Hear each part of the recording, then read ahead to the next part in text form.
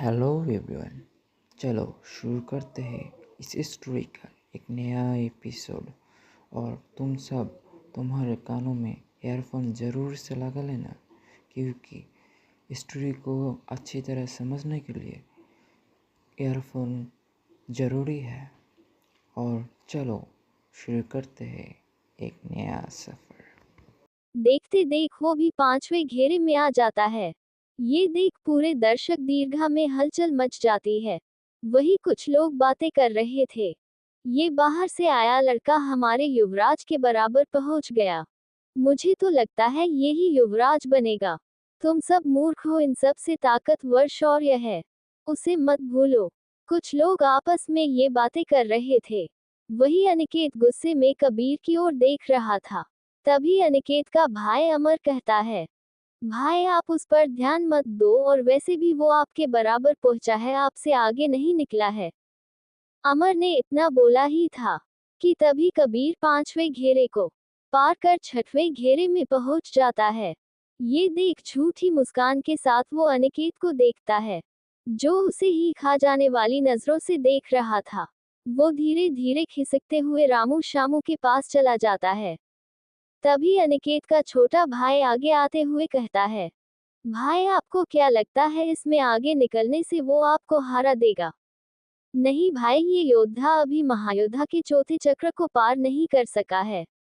और वो दूसरे वाला जो है, वो परमयोद्धा बन चुका है, पर वो अभी पहले चक्र पर है।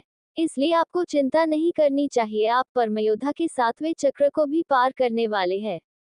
अपने छोटे भाई की बात सुन अनिकेत के चेहरे पर मुस्कान आ जाती है।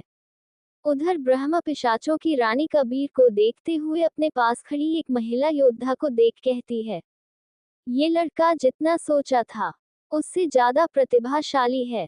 उद्धरण चिन्ह।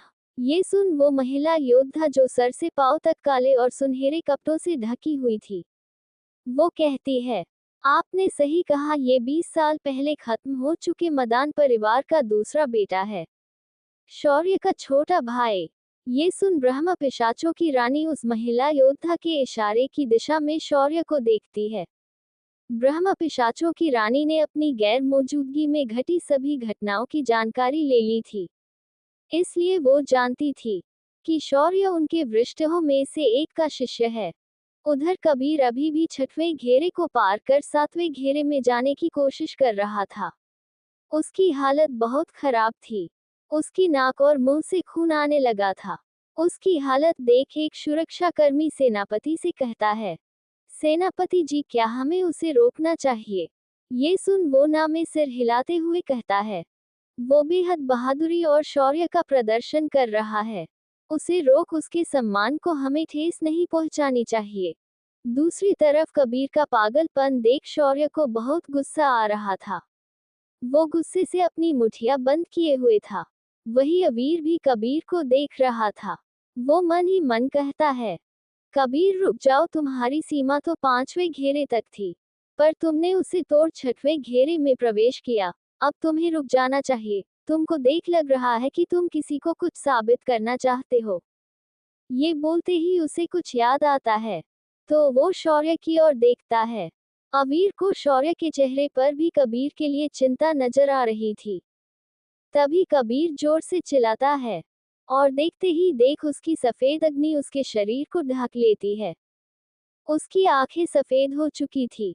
देखने में वो बेहद खतरनाक लग रहा था। सफेद अग्नि उस पर पड़ रहे कुछ दबाव को कम कर रही थी। कबीर धीरे धीरे आगे बढ़ते हुए छठवें घेरे की दीवार को पार कर सातवें घेरे में पहुंच जाता है। ये देख दर्शक दीर्घ में कबीर के लिए तालियों का शोर गूंजने लगता है। अनिकेत और उसके साथियों को छोड़ बाकी सभी के चेहरों पर मुस्कान थी। वो सभी एक महान योद्धा की जिद और मेहनत को देख उसके सम्मान में खड़े हो जाते हैं। वही अबीर और शौर्य के चेहरों पर भी मुस्कान थी। शौर्य कबीर को देख कहता है, मेरे छोटे भाई, मैं जानता हूँ तुम मुझे दिखाने के लिए ही अपनी हदों को भूल आगे बढ़ते रहे, पर मैं खुश हूँ तुम्हारे लिए। मुझे लगता है तुम्हारा ताकतवर बनकर मुझे मारने का सपना जल्द पूरा होगा। वहाँ कबीर सातवें घेरे में खड़ा था। उसके चेहरे पर जंग जीतने वाली मुस्कान थी। कि तभी उसकी सफेद अग्नि कम होने लगती है। धीरे धीरे उसकी आभा और आत्मा अग्नि भी कम हो रही थी और अचानक सब कुछ गायब हो जाता है और कबीर तेजी से घेरों से बाहर फेंक दिया जाता है। ये देख शौर्य अपनी सोच से बाहर आते हुए कबीर को पकड़ने के लिए आगे बढ़ता है। अभी उसने कुछ ही कदम बढ़ाए थे कि तभी अवीर अचानक कबीर के सामने प्रकट होता है और कबीर को पकड़ लेता है। रामू शामू अमर और दर्शकों को लग रहा था कि अवीर को एक स्थान से दूसरे स्थान तक जाने की कला आती है, पर ऐसा नहीं था। बाकी के योद्धा जानते थे कि वो बस कुछ ज्यादा ही तेजी से गया था, जो कम ताकतवर योद्धा नहीं देख सकते थे। वही अनिकेत का छोटा भाई अनुभव की आत्मा अग्नि काफी अधिक थी, इसलिए वो देख पाया था। एक स्थान से दूसरे स्थान तक गायब होके जाने की कला पृथ्वी मंडल के बाद ही आती है। कुछ लोग ये कला पहले भी सीख सकते हैं, पर ये कला जिनको आती थी वो सदियों पहले ही मर चुके हैं। वही अवीर कबीर को लेकर प्रतियोगियों के लिए बने बैठने की जगह पर कबीर को लेटा देता है और अपने निशान में से कुछ गोलियां निकाल कबीर के मुंह में डाल देता है। शौर्य वही खड़ा कबीर को देख रहा था। उसके चेहरे पर चिंता के भाव साफ देखे जा सकते थे। शौर्य अवीर के पीछे खड़ा था, पर फिर भी अवीर महसूस कर पा रहा था कि शौर्य को कबीर की चिंता है। तभी अवीर कबीर को ही देखते हुए कहता है, ठीक है, ये सफेद अग्नि ने इसके शरीर को फटने से बचा लिया। अगर सफेद अग्नि ना होती तो कबीर के शरीर के टुकड़े हो चुके होते। मैंने इसे दवाइयां दे दी है, जल्द इसे होश आ जाएगा। ये सुनकर भी शौर्य वही खड़ा रहता है।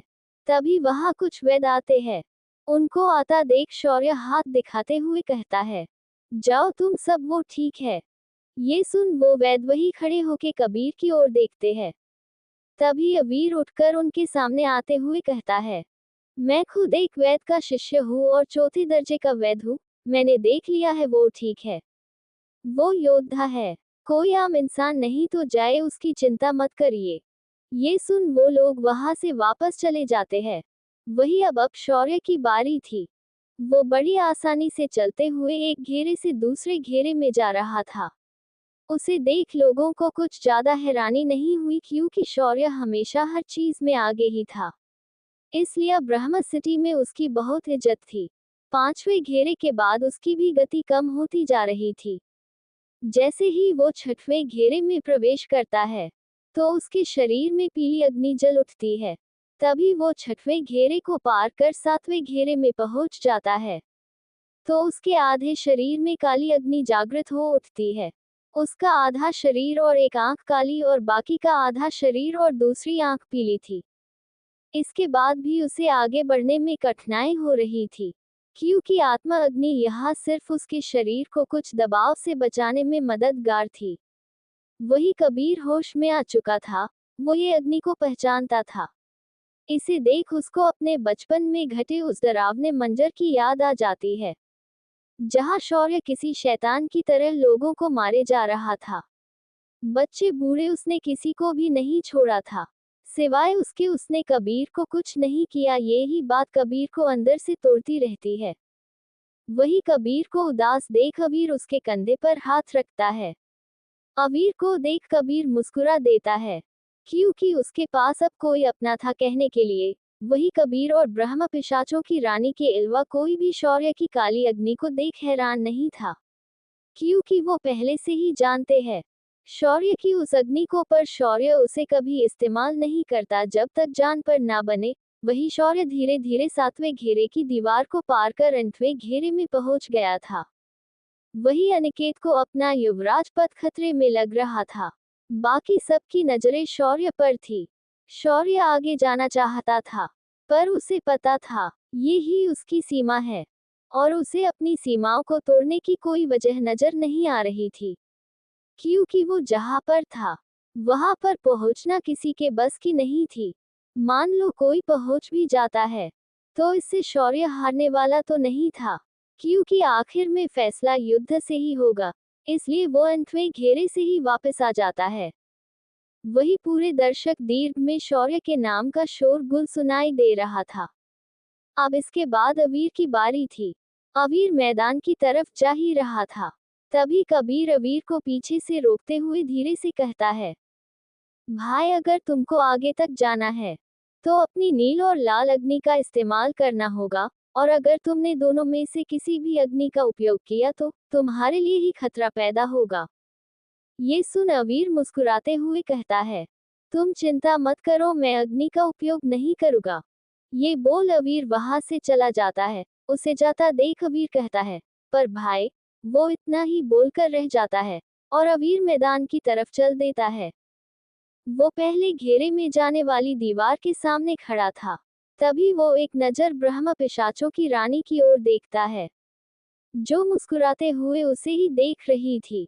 तभी अवीर मन ही मन में कहता है, इनको क्या मैं कोई मदारी का बंदर लग रहा हूँ, जो मुझे ऐसे देख रही है, जैसे मैं इनके लिए करतब दिखाने जा रहा हूँ।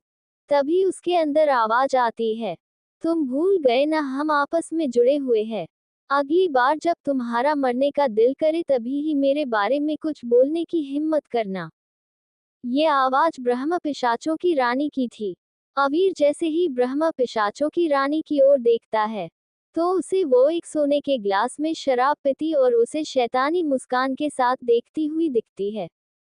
ये सब देख वो गहरी सांस लेते हुए पहले घेरे में चला जाता है। यहाँ उसे कोई दबाव महसूस नहीं हो रहा था।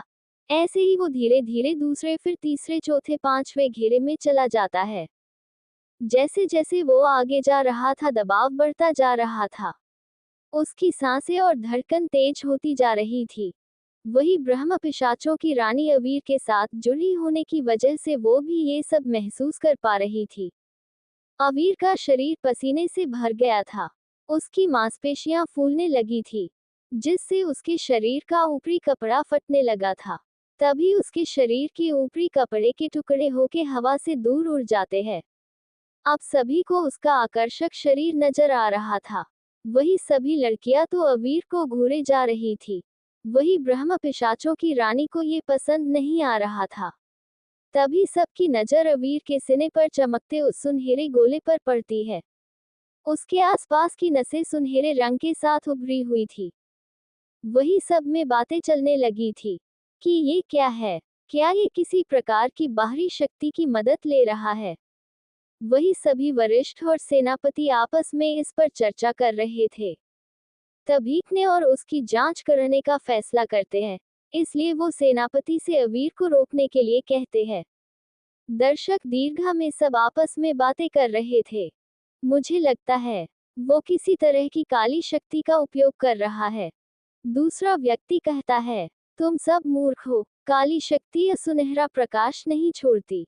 हाँ हाँ, तुम सही कह रहे हो, जरूर इसके पीछे किसी ताकतवर इंसान का हाथ है। दूसरी तरफ अनिकेत और उसके साथी भी हैरानी से अवीर को देख रहे थे। उनको भी यही लगता था कि अवीर को शक्ति उसी सुनहरे गोले से मिल रही है। पर तभी अनुभव कहता है, वो सुनहरा गोला उसे शक्ति नहीं दे रहा बल्कि उससे थोड़ी थोड़ी ऊर्जा ले रहा है। अनुभव की यही खासियत थी, वो हर प्रकार की ऊर्जा और शक्ति को देख सकता था। वही अनुभव की बात सुन वो चारों हैरान हो जाते हैं। अनिकेत की तो मुठिया कस जाती है। वही कबीर सबके उलट हैरान की जगह परेशान था, क्योंकि अवीर छठवें घेरे में पहुंच गया था, पर उसने अभी तक किसी भी अग्नि को सक्रिय नहीं होने दिया था। वो अपनी आत्मशक्ति के भरोसे ही आगे बढ़ता जा रहा था।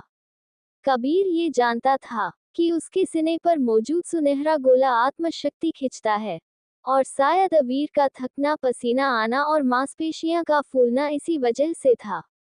उधर अवीर आगे बढ़ रहा था कि तभी सबका ध्यान उसे रोकने के लिए बढ़ रहे सेनापति की तरफ जाता है। सेनापति को देख अनिकेत और बाकी के लोगों के चेहरों पर मुस्कान आ जाती है। वही सेनापति को अवीर की दिशा में जाता देख दर्शक दीर्घा में एक और चर्चा शुरू हो जाती है। ये सब देख कबीर को गुस्सा आ जाता है। वो सेनापति को रोकने के लिए आगे बढ़ा ही था कि उसे अपने आगे एक तलवार दिखाई देती है, जो उसका रास्ता रोके हुए थी। कबीर जैसे ही सामने देखता है, तो उसे शौर्य खड़ा दिखाई देता है। उसे देख कबीर गुस्से से कहता है, तुम बुज़दिल इंसान, मेरे रास्ते से हट जाओ नहीं तो इसका अंजाम बहुत बुरा होगा। कबीर की बात सुन शौर्य मुस्कुराते हुए अपनी तलवार वापस रख कहता है, तुम्हें क्या लगता है तुम जाके सेनापति को रोक सकते हो? वो तुमको एक ही वार में हरा देंगे। ये सब करके तुम अपने दोस्त की मुसीबत बढ़ाओगे और कुछ नहीं। मेरी बात मानो और चुपचाप खड़े रहो। अगर तुम्हारा दोस्त निर्दोष है तो उसे कुछ नहीं होगा। ये सुन कबीर गुस्से से दांत पिसते हुए शौर्य को देखता है और वही अपनी जगह पर खड़ा हो जाता है। वही सेनापति आगे बढ़ रहा था कि तभी उसके सामने एक परछाई आ जाती है, जो देखते देख एक काले कपड़े वाली महिला का रूप ले लेती है। ये वही काले सुनहरे कपड़े वाली महिला थी, जो ब्रह्म पिशाचों की रानी के पास खड़ी थी। उसे देख सेनापति के कदम वही रुक जाते हैं। वही बाकी सब भी उसे देख हैरान थे। तभी वो सेनापति के नजदीक आते हुए कहती है, क्या तुम सब भूल गए हमारी रानी वापस आ चुकी है? मुझे लगता है सही गलत का फैसला उनको ही करना चाहिए, या तुम सब उनके खिलाफ विद्रोह करना चाहते हो? ये सुन सेनापति की रूह कांप जाती है। वो जानता था कि उसके सामने खड़ी महिला चाहे तो एक झटके में ये के सभी महान योद्धाओं को पलक झपकते ही खत्म कर सकती है।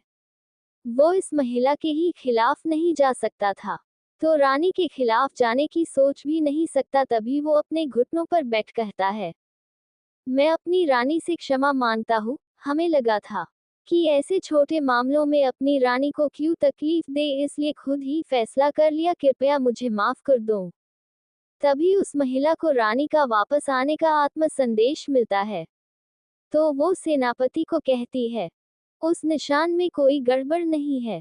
हमारी रानी ने मुकाबले को चलते रहने देने का हुक्म दिया है। ये सुन सेनापति सहमति में सर झुका देता है और वो महिला पलक झपकते गायब हो जाती है। वही सभी अभी हुई इस घटना से हैरानी में थे।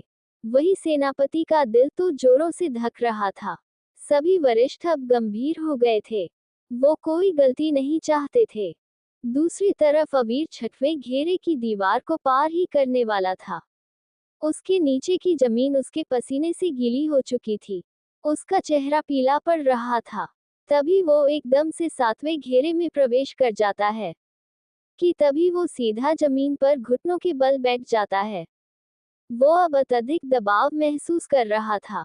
उसके पूरे शरीर की नसें उभर गई थी।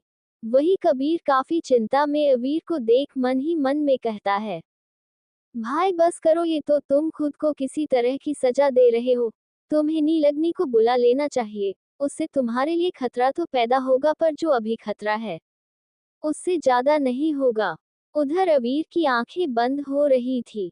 तभी उसे चारों तरफ अंधेरा नजर आने लगता है। अंधेरे में वो अकेला खड़ा था कि तभी उसे उसके पिता नजर आते हैं। वो मुस्कुरा रहे थे और मुस्कुराते हुए कहते हैं, मेरे बेटे, मुझे तुम पर भरोसा है। मेरे बाद तुम सब संभाल लोगे। ये सुन अबीर अंधेरे में अपने पिता की ओर भागते हुए चिल्लाकर कहता है, पिताजी आपके बाद, आप कहाँ जा रहे हैं? पिताजी, पिताजी। उद्धरण चिन्ह। वो उनके पीछे भागता है पर वो गायब हो जाते हैं और वो अकेला अंधेरे में खड़ा रह जाता है। तभी उसे का गुरु युग दिखाई देता है। वो अबीर को देखते हुए हंसकर कहता है, बच्चे बस इतने में ही हार मान ली। कहा गया तुम्हारा गॉड बनने का सपना, अब लगता है वो सपना ही रहने वाला है। युग की बात सुन वो जैसे ही कुछ बोलने को होता है, युग गायब हो जाता है। तभी उसे सामने बहुत से लोग दिखाई देते हैं, जो उस पर हंस रहे थे। ये वही थे जो कुछ सालों पहले तक उस पर हंसते थे। वही आनिया भी थी। वो अबीर को देख कहती है, आप तो मेरे हीरो थे, पर मुझे लग रहा है मैं गलत थी। वही उसे कबीर दिखता है। वो भी अबीर को देख कहता है, भाई बोला था ना, ऐसा मत करो। मुझे लगता है तुम्हें हार मान लेनी चाहिए। ये सारी आवाजें सुन अबीर अपने कानों पे हाथ रख जोर से चिल्लाते हुए कहता है, चुप हो जाओ तुम सब। उद्धरण चिन्ह। तभी उसे वहां लाल रोशनी दिखाई देती है और एक मीठी आवाज उसके कानों में पड़ती है, मेरे प्यारे बेटे। उद्धरण चिन्ह। ये आवाज अबीर पहचानता था। ये आवाज सुन वो जल्दी से खड़ा होके चारों तरफ देखते हुए कहता है, माँ माँ, कहाँ है आप माँ? उद्धरण चिन्ह। तभी उसे सामने एक महिला दिखाई देती है, जिसका चेहरा ज्यादा रोशनी की वजह से नहीं दिख रहा था। उसे देख अवीर के चेहरे पर मुस्कान और आंखों में आंसू थे। वो उस महिला को देख एक बार फिर से प्यार से कहता है, माँ। उद्धरण चिन्ह। तभी उसे आवाज आती है, बेटा ये सब क्या है? तुम एक योद्धा होके भी रो रहे हो, ये तुम्हें शोभा नहीं देता। उठो और दिखाओ दुनिया को कि तुम मेरे बेटे हो। अगर तुम अपनी माँ से मिलना चाहते हो तो तुम्हें ताकतवर बनना ही होगा। तभी वो महिला अवीर के पास आती है और उसकी आंखों से आंसू साफ करते हुए गायब हो जाती है। उधर दर्शक दीर्घा में बहुत शांति थी। सबकी नजरें अवीर पर थी। वही अवीर सातवें घेरे में अपने घुटनों के बल बैठा हुआ था। कुछ लोगों का मानना था कि अवीर बेहोश या मर चुका है। वही वरिष्ठों को भी यही लग रहा था। पर वो ये भी जानते थे, अगर अवीर बेहोश होता या मर गया होता तो वो घेरे के द्वारा बाहर फेंक दिया गया होता, पर वो अभी भी वहीं पर बैठा हुआ था। इसलिए वो कोई फैसला नहीं कर पा रहे थे। सबकी नजरें रानी की तरफ थी। वही अनिकेत और उसके साथी बहुत खुश थे। वही कबीर के आंखों में आंसू थे। उसे लग रहा था कि अगर अवीर मरा भी नहीं होगा तो वो विकलांग तो हो ही गया होगा। वही पीछे से शौर्य कहता है, तुम चिंता मत करो, वो अभी तक एकदम ठीक है और होश में भी है। ये सुन कबीर शौर्य की ओर देखता है। उधर ब्रह्म पिशाचों की रानी अपनी आंखें बंद कर अवीर से कहती है, अवीर, अवीर, अगर तुम अभी नहीं उठे तो तुम्हें हमेशा के लिए उठा दूंगी। अवीर वही अंधेरे में बैठा ब्रह्म पिशाचों की रानी की धमकी सुनता है। तभी सभी देखते हैं, उसका शरीर हल्की सी हरकत करता है और वो अचानक खड़ा हो जाता है। उसकी आंखें हल्की लाल थी, जो दूर से नहीं देखी जा सकती थी। वही उसके हाथ का निशान भी चमक रहा था। तभी वो आगे बढ़ना शुरू करता है। वो किसी चट्टान की तरह सीधा खड़ा हुआ आगे बढ़ रहा था। एक एक कदम के साथ उसकी उस मूर्ति से दूरी कम हो रही थी। वही सबके चेहरों की हैरानी बढ़ रही थी। वो एक एक करके 8वें घेरे को पार कर 9वें घेरे को पार कर जाता है। वो 10वें घेरे में पहुंच गया था। तभी वो रुकने की बजाय एक खतरनाक सुरक्षा दीवार को पार कर ब्रह्म पिशाचों की रानी की मूर्ति को हाथ लगा देता है। वो नहीं जानता था कि ये करना गुनाह है। ये देख सभी में हड़कंप मच जाती है। वही अनिकेत हंसते हुए कहता है, अब इसका बचना नामुमकिन है। कबीर अपने सर पर हाथ मारते हुए कहता है, ये ना हमेशा मुसीबत मोल लेता है। वह ब्रह्म पिशाचों के तालाब के पास भी इसने रानी की मूर्ति पर हाथ रखा, यहाँ भी। तभी अवीर वही खड़ा मासूमियत से चारों ओर देखता है और मन में कहता है, मेरे कारनामों से ऐसा तो होना था, पर इनकी नजरें मुझे प्रशंसा की नजरें नहीं लग रही है।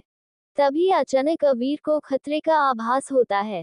वो जैसे ही अपने बगल में देखता है, वहां ब्रह्म पिशाचों की रानी खड़ी होती है। उसे देख अवीर जैसे ही कुछ बोलने को होता है, वो एकदम से जमीन पर बैठ जाता है। वही सभी जानते थे कि अवीर की मौत अब निश्चित है। वही अनिकेत खुश था। सभी वरिष्ठ भी अवीर की उस हरकत से नाराज थे। वहां सभी रानी के सम्मान के लिए खड़े थे। दूसरी तरफ अवीर ब्रह्म पिशाचों की रानी को देखते हुए मजाकिया लहजे में कहता है, आपके पास इतने लोग तो हैं जो आपके आगे झुकते रहते हैं, तो मुझे क्यों बात बात पर घुटनों पर ला देती है? उद्धरण चिन्ह। ये सुन रानी अवीर के पास झुकते हुए अपने बड़े सुंदर लाल नाखूनों वाली उंगली उसके चेहरे पर घुमाते हुए कहती है, क्योंकि तुम इकलौते हो जो ये जानते हुए भी कि मैं चाहूँ तो तुमको जान से मार सकती हूँ, फिर भी मुझे गंभीरता से नहीं लेते। तभी अवीर की नजर रानी के सीने की तरफ जाती है, जो झुकने की वजह से साफ दिख रहे थे। ये देख वो धीमी आवाज में कहता है, हाँ मुझे लगता है आपको गंभीरता से लेना चाहिए। ये बोलते हुए उसकी नजर उसके सीने पर ही थी। जैसे ही ब्रह्म पिशाचों की रानी ये देखती है, तो उसके गाल शर्म से लाल हो जाते हैं। भले ही वो बहुत ताकतवर थी, पर थी तो एक महिला ही। वो फौरन सीधी खड़ी हो जाती है और घूरते हुए अवीर को देखती है। तभी ब्रह्म पिशाचों की रानी अपने हाथों से चुटकी बजाती है, तो एकदम से वहां सुनहरे प्रकाश के साथ सुनहरी धुंध फैलने लगती है। अवीर अभी आसपास देख ही रहा था कि तभी उसे अपनी गर्दन पर नर्म होठों का एहसास होता है और उसके तुरंत बाद दर्द का भी एहसास होता है। उसे अपने सामने का सब धुंधला धुंधला नजर आने लगता है कि तभी ब्रह्म पिशाचों की रानी दोबारा चुटकी बजाते हुए कहती है, अगली बार माफी नहीं, मौत मिलेगी। ये बोल वो वहां से गायब हो जाती है और धीरे धीरे धुंध हट जाती है। वही सब हैरानी से अवीर को देख रहे थे। उनको समझ नहीं आ रहा था कि ये है क्या बला, और रानी ने इसे जीवित क्यों छोड़ा, पर वो लोग इसमें कुछ नहीं कर सकते थे। अगर उसे रानी ने माफ किया है तो वो उनके खिलाफ नहीं जा सकते थे। वही अनिकेत और उसके साथी उसे गुस्से से घूर रहे थे। अवीर कबीर की दिशा में जाते हुए अपनी गर्दन पर हाथ रख मन ही मन में कहता है, यार ये कितनी जोर से काटती है, जब देखो मेरे खून को शरबत समझ पी जाती है। ये सोचते सोचते वो कबीर के पास पहुंच जाता है और तभी कबीर भागता हुआ अवीर के गले लग जाता है। वही शौर्य अवीर को शक भरी नजरों से देख रहा था। शक्ति परीक्षण खत्म हो गया था। इस मुकाबले के लिए 100 युवा योद्धा आए थे, जिनमें से अभी 20 ही बचे थे। रामू, शामू और अमर मुकाबले से बाहर हो चुके थे। अनिकेत और उसका छोटा भाई अनुभव ही आगे जा सके थे। कबीर, अवीर और शौर्य भी आगे चले गए थे। मुकाबला खत्म होने के बाद अवीर और कबीर दोनों मैदान से बाहर जा रहे थे।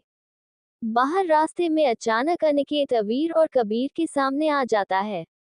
ये देख कबीर गुस्से में कहता है, क्या चाहिए तुमको अब? ये सुन अनिकेत हंसते हुए कहता है, तुम फटीचर दे भी क्या सकते हो? छल से मुकाबले में आगे निकल गए, पर जब मुझसे सामना होगा तब नहीं बचोगे। अनिकेत की बात सुन कबीर को बहुत गुस्सा आ रहा था, पर अवीर उसके कंधे पर हाथ रख उसे रोक लेता है और वो दोनों अनिकेत को नजरअंदाज करते हुए आगे जाने लगते हैं।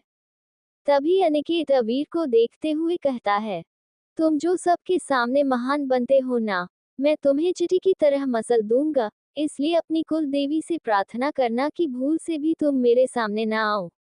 अनिकेत बोले जा रहा था, तभी उसके पास खड़ा उसका छोटा भाई अनुभव उसके कंधे पर उंगली मारते हुए कहता है, भाई वो दोनों कब के चले गए? ये सुन वो सामने देखता है, वहां कोई नहीं था। वो पागलों की तरह बस बोले जा रहा था। ये देख वो चिल्लाते हुए कहता है, तुम दोनों को तो मैं छोड़ूंगा नहीं। उद्धरण चिन्ह। वही कुछ दूरी पर जा रहे कबीर और अवीर जब ये आवाज सुनते हैं तो उनके चेहरों पर मुस्कान आ जाती है। वो जा ही रहे थे कि तभी कबीर और अवीर दोनों को खतरे का एहसास होता है और वो दोनों एकदम से उछलकर पीछे हो जाते हैं। वो जैसे ही अपनी जगह से हटते हैं, तभी वहां पर बहुत से छोटे छोटे खंजर जमीन में आ धंस जाते हैं। उनको देखकर कोई भी बता सकता था कि अगर वो ठीक निशाने यानी अवीर और कबीर को लगता तो उनका क्या हाल होता।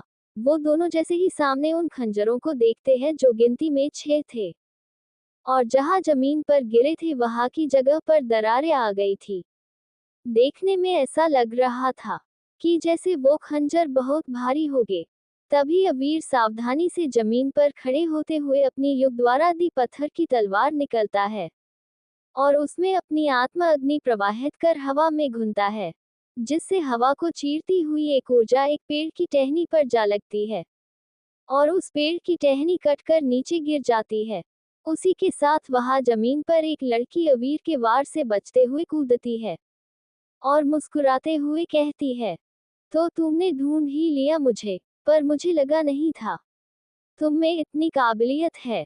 एक बार फिर कबीर और अवीर बात करते हुए आगे चले जाते हैं और वो लड़की वही खड़ी बोलती रहती है। वो जैसे ही देखती है वहां कोई नहीं है तो वो गुस्से में पीछे उन दोनों को जाता हुआ देखती है। तभी वो बहुत तेजी से उनके पीछे से आगे जाके खड़ी होते हुए 2 खंजर उन दोनों की ओर फेंक देती है। तभी कबीर अपनी तलवार से उसे रोक देता है और अवीर हल्का सा बगल में हो जाता है। जिससे उसकी ओर आ रहा खंजर बगल से होते हुए निकल जाता है। तभी कबीर गुस्से में आगे जाते हुए कहता है, ओ ये लड़की, क्या चाहिए तुमको? तभी वो अवीर की तरफ उंगली दिखाते हुए कहती है, इसके साथ एक मुकाबला। तभी अवीर आगे आते हुए कहता है, देखो यहाँ ऐसे युद्ध करना नियमों के खिलाफ है। तुम्हें युद्ध करना है तो मुकाबले में कर लेना। ये सुन वो लड़की इतराते हुए कहती है, मैं यहाँ की सबसे बड़े गुरु सोमनाथ की पोती काशवी हूँ, और शौर्य भी मेरे गुरु के शिष्य है, तो मुझे कोई नहीं रोकेगा यहाँ। और रही बात युवराज मुकाबले की, तो उसमें तुम मेरे सामने आने से पहले ही पराजित हो गई। तो तभी कबीर अवीर के आगे आते हुए कहता है, सुन ओ घमंडी लड़की, चलो मेरे साथ दो दो हाथ हो जाए। ये सुन वो लड़की कहती है, मैं मुकाबले में बेहोश हो जाने वाली योद्धा से मुकाबला नहीं करती। कबीर गुस्से में कहता है, ओ अच्छा हाँ, तुम तो छुपकर वार करती हो। कबीर और वो लड़की काशवी एक दूसरे को घूरते हुए बातों का युद्ध कर रहे थे। वो दोनों एक दूसरे को ऐसे घूर रहे थे जैसे कि आंखों से कोई वार कर एक दूसरे को हरा रहे हो। तभी अवीर को एक आवाज उसके अंदर से सुनाई देती है, मास्टर, मेरी तपस्या पूरी हुई, मैंने वास्तविक शरीर हासिल कर लिया है। ये आवाज कस की थी। उसकी आवाज सुन अवीर कुछ सोचते हुए उसे बाहर आने को कहता है। तभी अवीर कबीर और काशवी को रोकते हुए कहता है, रुक जाओ तुम दोनों, तो काशवी तुम्हें मुझसे मुकाबला करना है। उद्धरण चिन्ह। काशवी हाँ में सर हिला देती है।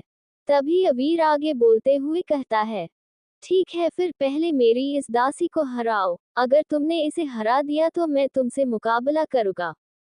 ये सुन काशवी मुस्कुराते हुए अपने खंजर निकाल लेती है। वही कज अवीर को नाराजगी से देख रही थी।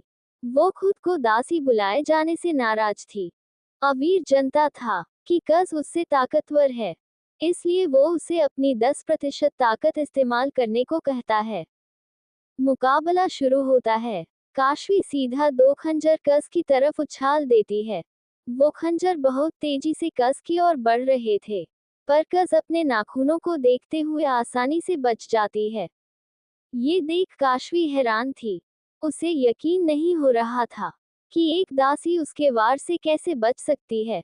तभी काशवी और खंजर उसकी तरफ फेंकती है, पर कस आसानी से बचती हुई काशवी का मजाक बना रही थी। खंजर फेंकते हुए काशवी के सारे खंजर खत्म हो जाते हैं।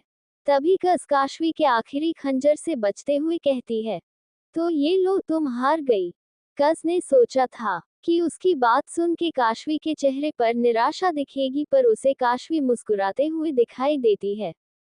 तभी अवीर काशवी की हथेली में जलती आत्मा अग्नि को देख कुछ समझ जाता है। वो कुछ बोलता उससे पहले ही काशवी अपना हाथ हवा में उठाते हुए अपनी मुट्ठी बंद कर लेती है। वही कस ना समझी में काशवी को देख रही थी कि तभी काशवी के सभी फेंके हुए खंजर वापस आने लगते हैं। कस इससे पहले कुछ समझती उसके चेहरे और हाथों पर खंजर से कुछ कट के निशान लग जाते हैं। ये देख कबीर और अवीर दोनों हैरान थे, पर अवीर काशवी को देख मुस्कुराते हुए मन ही मन में कहता है, ये लड़की जितनी दिखती है उससे ज्यादा ताकतवर है। अगर हम एक ही मंडल के होते तो पता नहीं मैं इसे हरा पाता या नहीं। वो ये सोच ही रहा था कि तभी वो देखता है कस की आंखें चमकने लगी है, जिसका मतलब था कि उसे गुस्सा आ रहा है। और अवीर कस की शक्तियां इस्तेमाल करता है, इसलिए उसे पता है कि गुस्से में ये बेकाबू हो जाती है। वही इस सब के उलट काशवी हैरान और परेशान थी, क्योंकि इस वर से वो किसी को भी अधमरा कर सकती थी। पर वही कस को कुछ मामूली खरोंचें आई थी। वो ये सोच रही थी कि तभी उसे कस में से खतरनाक आभा आती महसूस होती है। वो कुछ सोचती उससे पहले ही कस एक मुक्का काशवी की ओर बढ़ा देती है। काशवी को पता चल गया था कि ये मुक्का अगर उसे लगा तो वो गई समझो, अभी उसके पास बचने का भी समय नहीं था। वो मुक्का काशवी को छूने ही वाला था कि ठीक उससे पहले अवीर आगे आके कस का मुक्का रोक लेता है। उस मुक्के की शक्ति इतनी थी कि अवीर के पैरों के नीचे की जमीन में दरारें आ जाती है। अवीर के मूके को रोकने के बावजूद काशवी उस मूके की ताकत से बने हवा के दबाव की वजह से दूर जा गिरती है। कुछ देर बाद काशवी को होश आता है तो वो महल के एक कमरे में होती है। अब शाम से रात हो चुकी थी। तभी वो चलते हुए खिड़की के पास आती है और चंद की देख शाम को हुई उस लड़ाई को याद करने लगती है। तभी वो खुद से कहती है कौन वो? दूसरी सुबह दर्शक दीर्घा पूरी तरह से भर चुका था। लोगों का उत्साह उनके शोरगुल से पता चल रहा था। तभी वहां पर ब्रह्म पिशाचों की रानी आती है। उसे देख सभी अपनी जगह से खड़े हो जाते हैं। वही आज वरिष्ठों ने पहले ही दर्शकों के लिए सुरक्षा घेरे का निर्माण कर दिया था। मैदान में सभी 20 प्रतियोगी खड़े थे। तभी कुछ कर्मचारी आके सभी को एक लॉकेट पहनने को देते हैं। तभी वही पहले दिन वाला आदमी को सभी को निर्देश देता है। वो सभी प्रतियोगियों को देखते हुए कहता है, तो योद्धाओं आग आपके मुकाबले का दूसरा चरण है, जो कि पहले वाले से कई गुण ज्यादा कठिन और खतरनाक दोनों है। यदि कोई अभी मुकाबले से पीछे हटना चाहता है तो हट सकता है, और आप सबको जो लॉकेट दिए गए हैं इसे खुद से दूर मत होने देना। ये आप सब के गले में होना चाहिए। अगर ये गले से निकला और आपको कुछ हुआ तो आपको कोई नहीं बचा सकता। जब तक ये आपके गले में है और आपको कोई मार देता है तो आप सही सलामत यहाँ वापस आ जाओगे। ये सुन सभी को खतरे का अंदाजा हो गया था, पर उनमें से ना तो कोई डरा हुआ लग रहा था और ना ही कोई मुकाबले से पीछे हटने को तैयार था।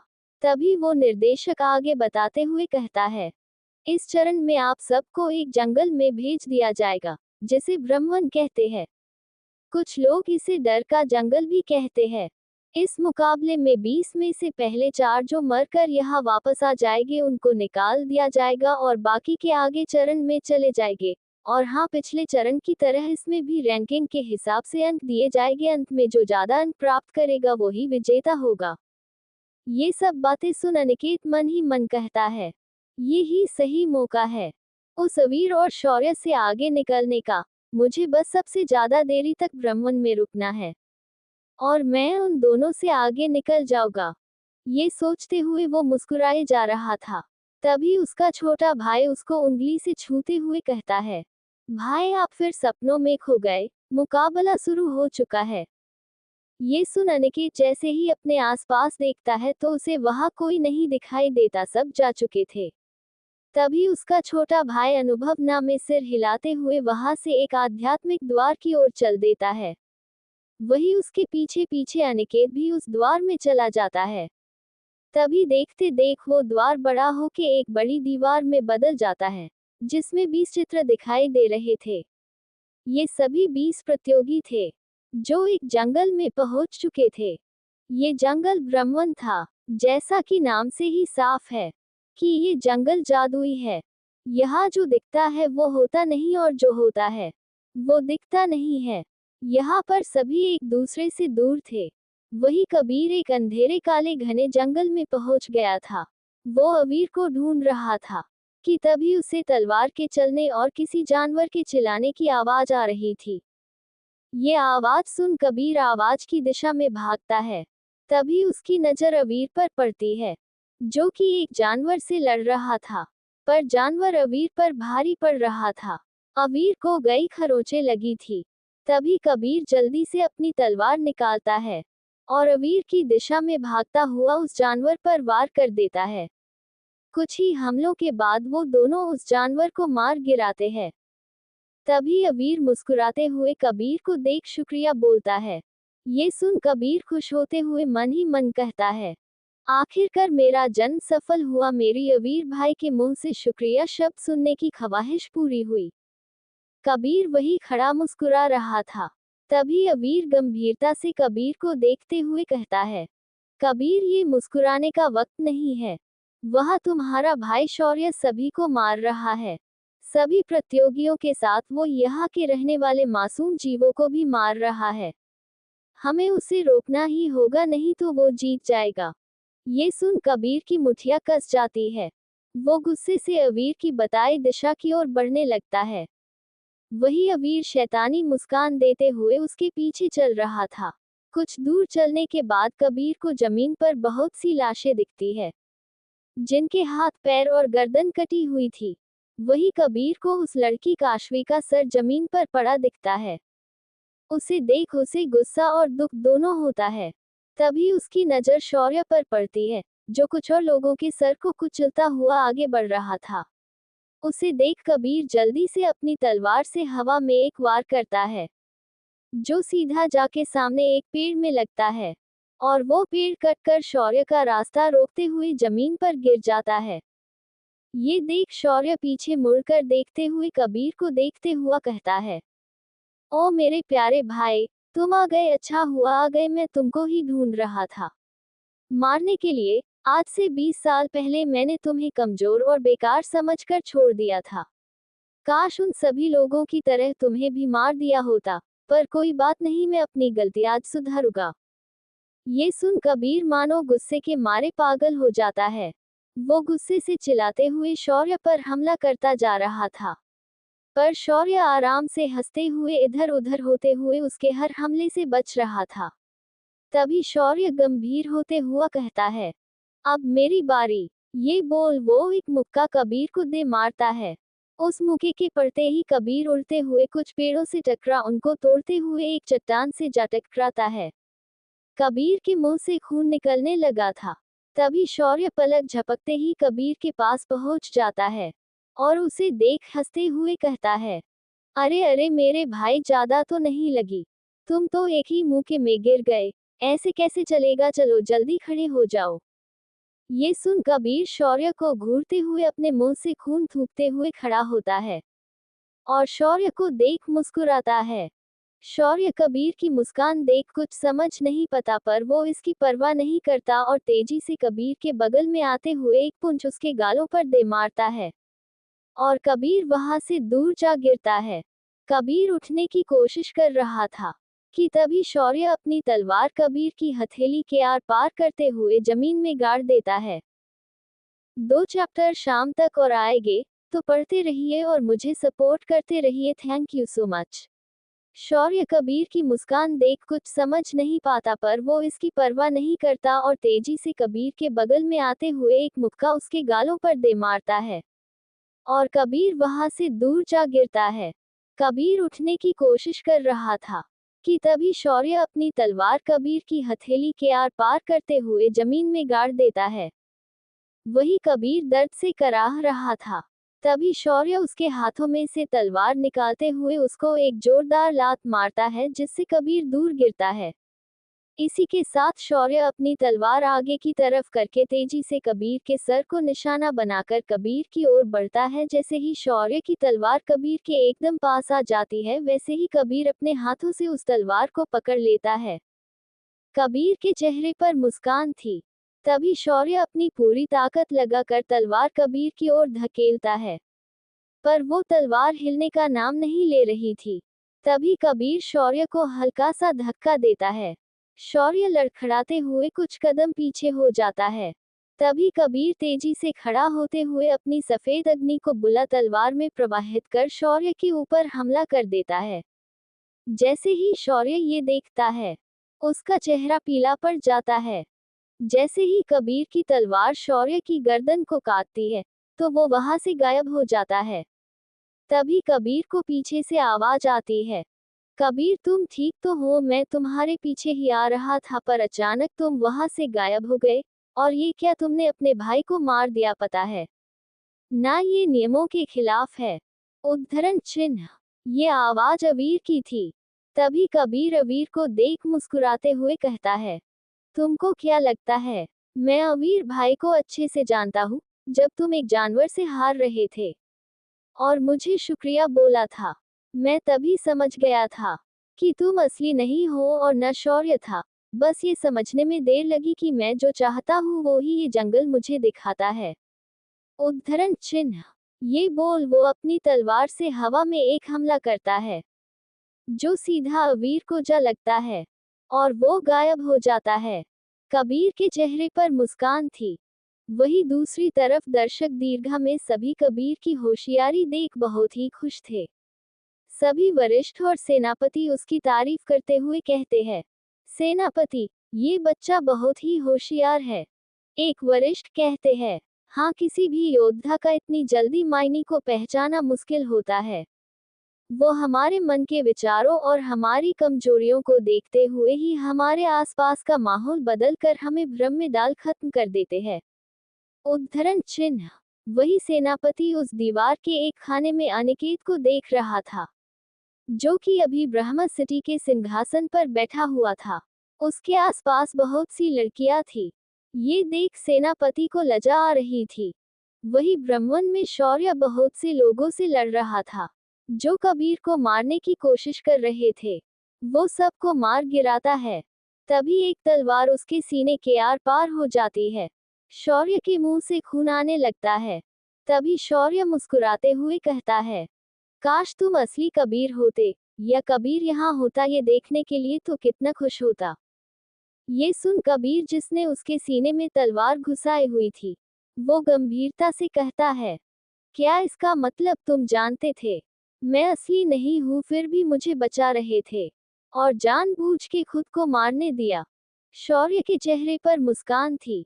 वही कबीर वो तलवार वापस खींच लेता है। तभी शौर्य के गले का वो लॉकेट टूटकर नीचे गिर जाता है और वो गायब होके वापस मैदान में आ जाता है, जहां पहले ही 6 लोग आ चुके थे।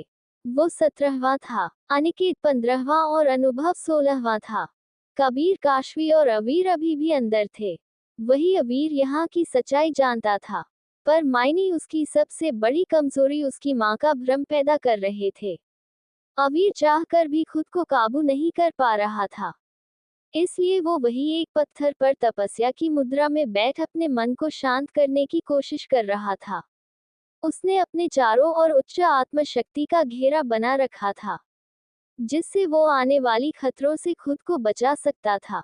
वही दूसरी तरफ काशवी से तो मायनी भी डरी हुई थी, क्योंकि वो जैसे ही किसी को भी देखती थी तो हमला कर देती थी। इसलिए मायनी ने उससे दूरी बनाना शुरू कर दिया था। वही काशवी उदासी से इधर उधर घूम रही थी। उसे युद्ध करना था, पर उस पर कोई हमला हो ही नहीं रहा था, न उसे कोई मिल रहा था। वो चाह ही रही थी कि तभी उसे एक चट्टान की चोटी पर एक लड़का खड़ा हुआ दिखाई देता है। उसे देख काशवी एकदम पागलों जैसा बर्ताव करते हुए खतरनाक हंसी हंसती है और अपना खंजर निकाल उस लड़के की तरफ फेंक देती है। उधर वो लड़का कोई और नहीं कबीर था। वो ऊंचाई से अवीर को ढूंढने की कोशिश कर रहा था कि तभी उसे खतरे का एहसास होता है और वो अपनी जगह से उछलकर नीचे जमीन पर खड़ा हो जाता है। कबीर ऊपर उस चट्टान का हाल देख धीरे से कहता है, ये तो उस नक्चरी लड़की का खंजर था, पर मैं तो उसके बारे में नहीं सोचता, तो मुझे वो क्यों दिखेगी। तभी उसे काशवी एक बड़ी तलवार लेके उसकी ओर भागती नजर आती है। ये देख कबीर मुस्कुराते हुए कहता है, मुझे पता है तुम सबको कैसे हराना है। तुम सब मेरे मन का भ्रम हो। अगर मैं तुम सबको ताकतवर मानूंगा तो तुम ताकतवर होगे, और अगर कमजोर समझूंगा तो कमजोर। ये बोल कबीर काशवी के वार को अपने हाथों में आत्मा अग्नि जागृत कर रोकता है। पर जैसे ही अवीर उस हमले को रोकता है, तो वो सीधा पीछे की चट्टान पर जाकर टकराता है। ये देख कबीर हैरान था। वो सोच रहा था कि उसका भ्रम कमजोर क्यों नहीं हुआ।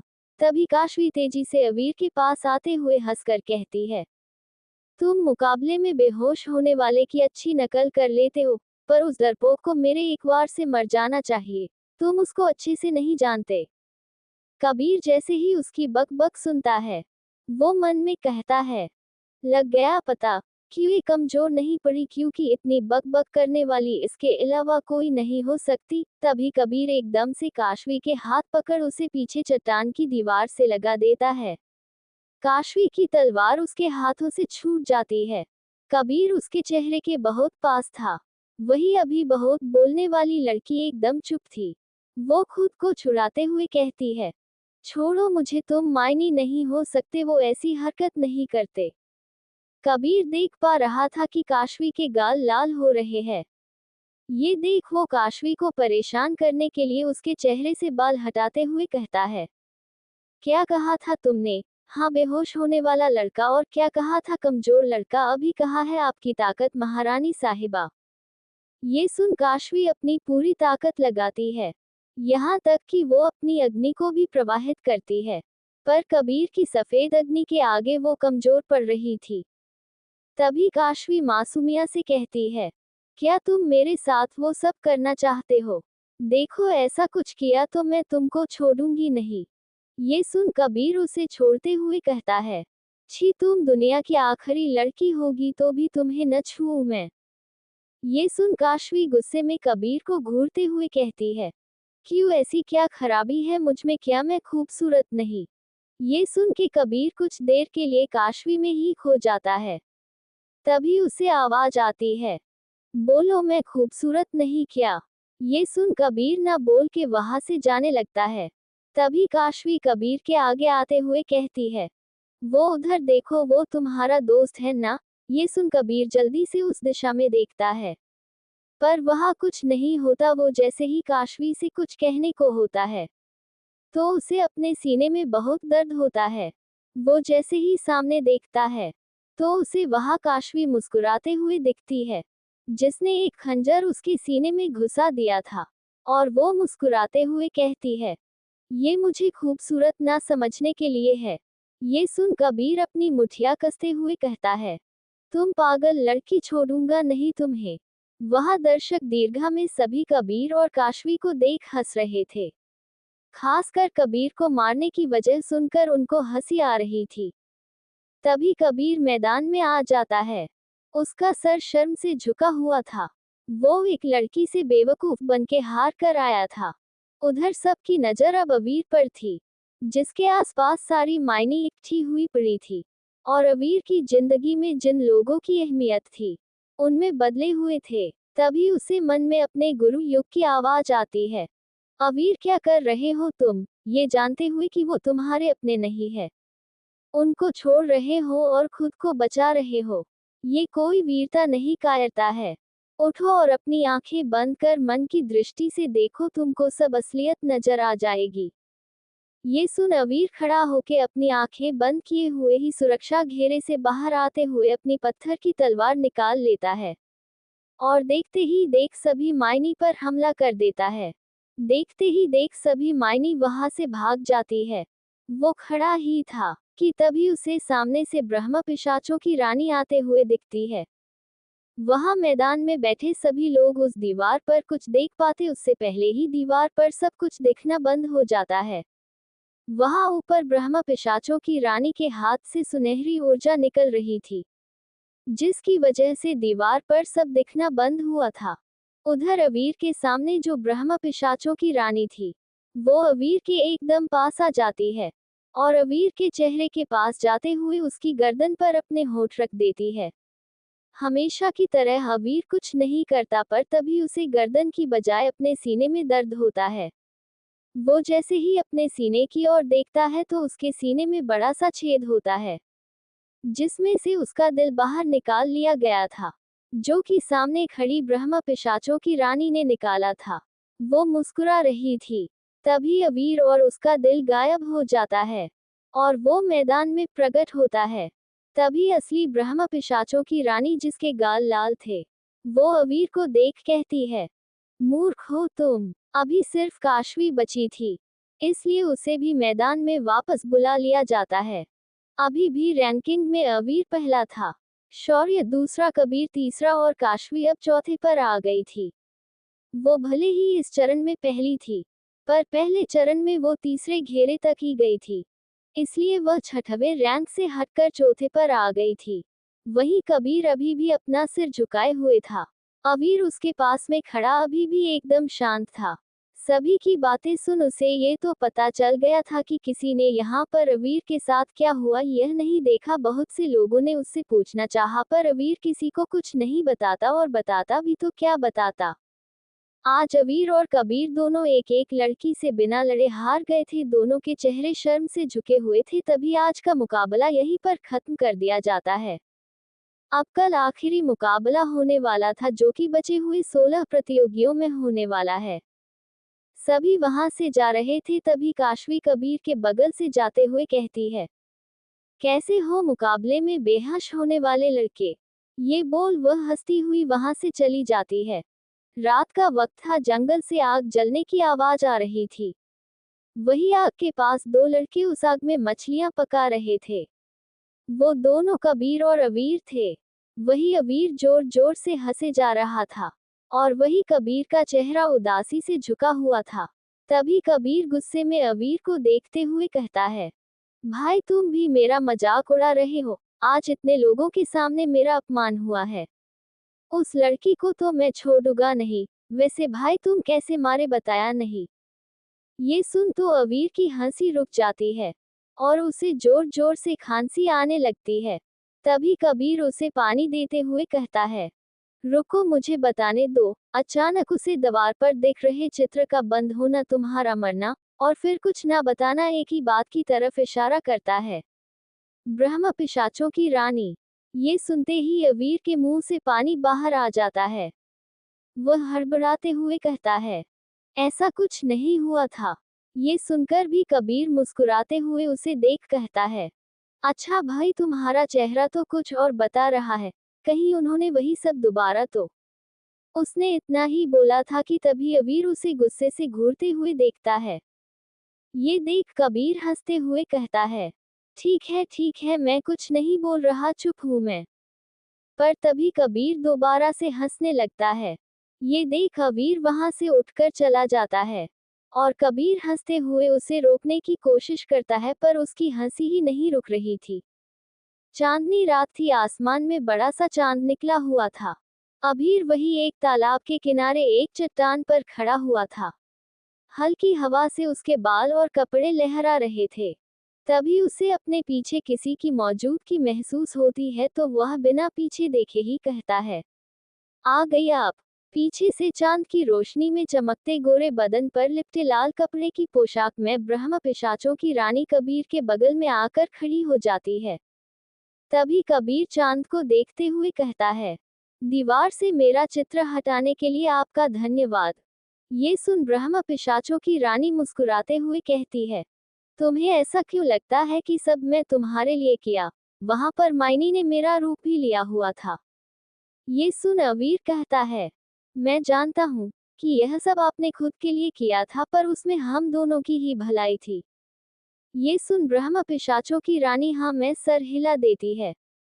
तभी कबीर उससे पूछता है, क्या आपको फिर से रक्त की आवश्यकता है?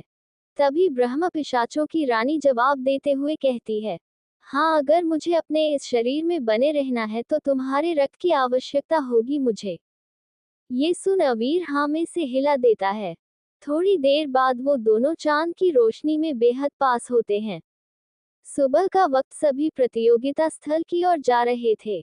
वही कबीर और अवीर भी प्रतियोगिता स्थल की ओर चल दिए थे। जहां यहाँ पर प्रतियोगिता चल रही थी, वही यहाँ से दूर लक्षद्वीप में नीलगिरी सिटी पर केंद्रीय सत्ता का कब्जा हो गया था और वहां पर अवीर को पकड़ने का आदेश जारी हो गया था। एक गली में दीवार पर लगे एक पर्चे को उखाड़कर एक काले कपड़े वाला व्यक्ति, जिसका चेहरा भी ढका हुआ था, वो पर्चा देख और पढ़ रहा था। ये पर्चा अवीर को अपराधी घोषित करने के लिए लगाया गया था। उसमें उसे केंद्रीय सत्ता का गुनहगार बताया गया था और उस पर 10 लाख सिक्कों का इनाम भी रखा गया था। वो पर्चा पढ़ने वाला व्यक्ति युग था। वो जैसे ही वो पढ़ता है तो गुस्से से उसे फाड़कर फेंक देता है। तभी वो जाते हुए मन में कहता है, क्या मुझे उसकी मदद के लिए जाना चाहिए? नहीं नहीं, अभी उसे खुद से इन सब से निपटना होगा, पर मेरी नजर रहेगी इस पर। वही केंद्रीय प्रशिक्षण केंद्र में आन्या को भी अवीर के परिवार के खात्मे और अवीर को पकड़ने के आदेश के बारे में पता चल गया था। वो काफी दुखी थी। वही गुरु भैरवनाथ भी गंभीर थे। वो कहते हैं, अगर वो पहले से मेरे पास होता तो मैं उसे बचा भी सकता था, पर वो एक बार भी यहाँ आया ही नहीं और ना अभी उसने गुरु शिष्य की शपथ ली है। गुरु शिष्य की शपथ से गुरु और शिष्य का रिश्ता बन जाता है, इसलिए गुरु का शिष्य पर पूर्ण अधिकार होता है और जब तक वो ना चाहे कोई भी उसे दंडित नहीं कर सकता है। भूत घाटी। सभी मैदान में पहुंच चुके थे। हमेशा की तरह दर्शक दीर्घा में बहुत उत्साह था। वही सबके मुकाबले अनुसूचित कर लिए गए थे। पहला मुकाबला शौर्य और पूर्वी द्वीप से आए एक लड़के के बीच था। लोगों का कहना था कि पूर्वी द्वीप वाले आत्मशक्ति से लड़ने के कई नए तरीके खोज चुके हैं, जिसकी वजह से आज तक इस छोटे से द्वीप पर भी कोई कब्जा नहीं कर पाया था। तभी निर्देशक हमेशा की तरह नियम समझाता है और कहता है, आप सबको वही कल वाले लॉकेट दिए हैं, जो कैसे कार्य करता है आप सब जानते हैं। इस मुकाबले में आप सबको युद्ध के सभी नियमों का पालन करना है। हाँ, मुकाबले का दौरान आप अपने सामने वाले को मार भी सकते हैं, पर अगर वह पहले ही हार मान लेता है तो आप उसे कुछ नहीं कर सकते। इसी के साथ मुकाबला शुरू हो जाता है। शौर्य और पूर्वी द्वीप से आया योद्धा आमने सामने थे। तभी शौर्य अपनी तलवार निकाल आगे बढ़ता है। वह उसके सामने वाला अपनी तलवार निकाल अपना बचाव करने लगता है। उन दोनों को देखकर ही उन दोनों की ताकत के अंतर जाना जा सकता था। शौर्य के हर एक वार के साथ वह योद्धा पीछे हटता जा रहा था। तभी शौर्य उस योद्धा को देखते हुए कहता है, तुम पूर्वी द्वीप के योद्धा के नाम पर धब्बा हो। ये बोल शौर्य अपनी तलवार वापस रख लेता है। तभी वो योद्धा गुस्से में शौर्य पर वार कर देता है। इससे पहले कि उसकी तलवार शौर्य को छूती, शौर्य एक जोरदार मुक्का उस योद्धा के सीने पर मार देता है। उसी के साथ वो उड़ता हुआ सीधा दर्शक दीर्घा की दीवार से जा टकराता है। इसी के साथ निर्देशक शौर्य को विजेता घोषित कर देता है। दूसरा मुकाबला लक्षद्वीप के एक योद्धा और पूर्वी द्वीप के एक योद्धा रवि के बीच होता है। दोनों में काफी खतरनाक लड़ाई चल रही थी। वही लक्षद्वीप का योद्धा पूर्वी योद्धा से जीत रहा था कि तभी पूर्वी योद्धा एक जादुई जानवर में बदल जाता है। इस कला को देख सभी हैरान थे। दर्शक सभी वरिष्ठों ने भी ये कला कभी नहीं देखी थी। वही लक्षद्वीप का योद्धा कुछ कर पाता उससे पहले ही वो जादुई जानवर बना पूर्वी योद्धा उस योद्धा के 2 टुकड़े कर देता है। सभी उसकी इस युद्ध कला से बहुत भयभीत थे। तभी वो पूर्वी योद्धा प्रतियोगियों के बैठने की जगह पर वापस आते हुए शौर्य को देख कहता है, अगले तुम हो। शौर्य का अगला मुकाबला इसके साथ ही होना था, पर अभी भी 6 मुकाबले बाकी थे। तीसरा मुकाबला अनुभव और एक पूर्वी योद्धा दुष्यंत के साथ होने वाला था। तभी निर्देशक के कहते ही मुकाबला शुरू हो जाता है। अनुभव बहुत तेजी से दुष्यंत पर हमला किए जा रहा था। वही दुष्यंत सिर्फ अपना बचाव ही कर रहा था। जब सभी को लग रहा था कि अनुभव दुष्यंत पर भारी पड़ रहा है, तभी दुष्यंत की एक आंख सफेद रंग में चमकती है। उसी के साथ अनुभव अपने ही जगह पर रुक जाता है। वो चाह कर भी नहीं हिल पा रहा था। तभी दुष्यंत धीरे धीरे अनुभव की ओर बढ़ता है और एक ही वार में उसका सर धड़ से अलग कर देता है। एक बार फिर दर्शकों में पूर्वी योद्धा की युद्ध कला को देख डर का माहौल बन गया था। वही प्रतियोगिताओं के बैठने के स्थल पर बैठा अनिकेत अपने भाई के साथ पूर्वी योद्धाओं का ऐसा व्यवहार देख उसकी मुठिया कस जाती है। दुष्यंत जैसे ही वापस आता है वो अनिकेत को देखते हुए एक शैतानी मुस्कान देता है। चौथा मुकाबला कबीर और एक पूर्वी योद्धा समीर के बीच था। सभी ये जानकर हैरान थे कि आधे से ज्यादा योद्धा पूर्वी द्वीप के थे। निर्देशक के कहते ही कबीर और समीर दोनों ही युद्ध के मैदान में आ जाते हैं। वही कबीर समीर को खाली हाथ देख हैरान था। उसके पास कोई हथियार नहीं था। तभी कबीर हैरानी से उसे देख पूछते हुए कहता है, तुम्हारा हथियार कहाँ है? क्या तुम सिर्फ हाथों से लड़ने की सोच रहे हो? अगर ऐसा ही तो मैं भी अपनी तलवार इस्तेमाल नहीं करूँगा। ये सुन वो योद्धा अपने जेब से एक कलम निकालते हुए कहता है, ये देखो, ये मेरा हथियार है और तुम चिंता मत करो और बेझिझक हमला करो। ये याद रखना, ये मुकाबला आसान नहीं होने वाला।